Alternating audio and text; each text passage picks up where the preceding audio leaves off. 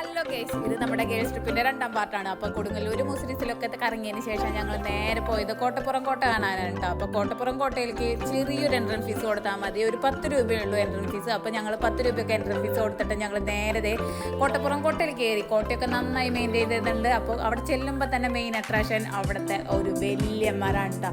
ആ മരത്തിന് മുമ്പിൽ നിന്ന് ഫോട്ടോയും വീഡിയോ എടുക്കാനാണ് എല്ലാവർക്കും തിരക്കുണ്ടായിരുന്നത്. നല്ല പീസ്ഫുൾ ആയിട്ടുള്ള ഒരു സ്ഥലമായിരുന്നു കേട്ടോ. നല്ല പുൽത്തകിടിയും പിന്നെ ഒരുപാട് മരങ്ങളും പിന്നെ ഇരിക്കാൻ ഇരിപ്പിടങ്ങളും നടക്കാൻ നടപ്പാതകളും ഒക്കെ ആയിട്ട് നല്ലൊരു പീസ്ഫുൾ ആയിട്ടുള്ള ഒരു പ്ലേസ് ആയിരുന്നു കേട്ടോ. അപ്പോൾ കുറച്ച് നേരം ഞങ്ങൾ ആ ബെഞ്ചിലൊക്കെ ഇരുന്ന് കുറച്ച് നേരം കായൽ കാറ്റൊക്കെ കൊണ്ടിരുന്നു.